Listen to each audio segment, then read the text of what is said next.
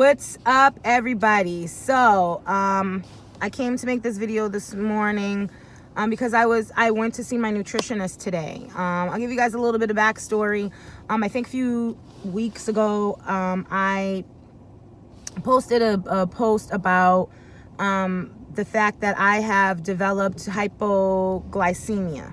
So and how I found that out was because I was getting dizzy spells. I was having moments where I felt like I was going to faint. I was in Walmart once with my husband, and I literally had to sit down in the middle of the aisle because I was seconds away from passing out. And that scared me because I didn't know what was going on, and it was happening a lot. So I went to the doctors, got my vitamin levels checked, and of course I wasn't I wasn't really doing well with my vitamins. Not that I wasn't taking them, but I wasn't absorbing all of the vitamin. I was absorbing some parts of whatever the vitamin was giving me, and some other things I wasn't absorbing. And for those who don't know, I am a gastric bypass patient, and going into it, we know that malabsorption is part of this surgery. But the thing is that it's not. I had to then go out and find a different vitamin that would work for me. And so it's just because I can't absorb this particular vitamin or that particular vitamin, I have to kind of shop around to find the right vitamin. And in that post, I wanted people to know that, be mindful that we may need to keep shopping around for a bit to find the right vitamin. And that's what I had to do. So I switched and I've started a new vitamin. I've had less symptoms. So I'm hoping and I'm feeling like this vitamin's going to work. So today I went to, like I said, I went to see my nutritionist to follow up because we've made these changes, and it was just surprising to me because we're going over what I eat, my plans, and what I do. And she was like, Martina, you're making great choices. You're making wonderful food choices. But, and you guys know that there's always a but somewhere when we go to the doctor. If it's not but you're fat and but you need to stop eating this, it's always a but. So I'm thinking and expecting the worst. And she's like, I need you to eat some carbs. What? She's like, yeah. She's like, because because I'm hypoglycemic at the moment, because I can get rid of it as well. So once I get back on my vitamins, I can not be hypoglycemic.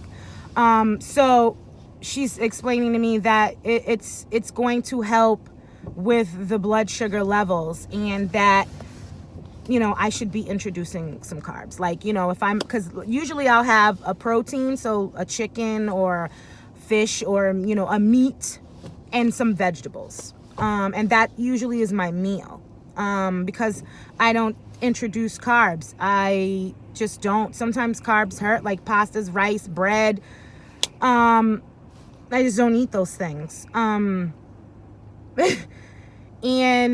so she's like, yeah, you got to add some potatoes. And I'm like, what? Really?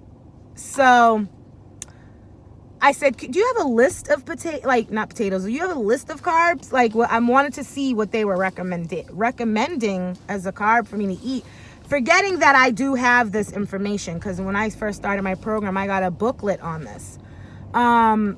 And she right there was a page of carbs, and the shit on that list floored me. I really went into this thinking this is a forever thing. I'm not going to be able to eat these things again. I have to give them up. It's done. And right there on that page, it was rice, pasta, potatoes, all the fruits, just cereal. Cereal was on there. I was floored at this point. But then I felt relieved as well, because she explained to me, you know, and I know there are other bariatric programs out there that are extremely different and teach other things, but my in particular program is teaching me how to look at food, how to measure, how to limit my intake, and it's all in moderation. And that's what she explained to me. Like, this wasn't supposed to be meant for me to never ever have a life and be able to go. It's just to me to relearn how to eat and in moderation make better choices. And I have done that, and it's okay for me to add a carb here and there, or, you know, to my meals, because for nutritional values I need it. I was so happy to hear that, and I think I wanted to share that with other people, that, again, you know, I know there's those food polices out there, and you could keep your mindset, because if that makes it work for you, then I want you to keep doing that. But for some of us else, our journey is a lot different. And for me, my journey took a turn today. Well, am I going to go home and eat a bowl of cereal? No. Am I going to go and have a sandwich? Probably not, because I still can't tolerate those things. But to know that one day it's okay if I introduce them here and there, it was so wonderful to hear. And even though I know some people develop some certain conditions after these surgeries, me developing, you know, being hypoglycemic now is the least of my worries. Because I know that controlling my blood sugar and doing all that other stuff, I can actually one day not have it. So I'm okay. And I just want everybody to have a blessed weekend, and just know that this journey is so worth it if you're ready mentally. Because if you're not, take some time until you are. I'm not saying don't do it, because there's many people out there who are going to be like, don't do it if you ain't ready. I don't want you to do it if you ain't ready either. But that doesn't mean don't do it at all.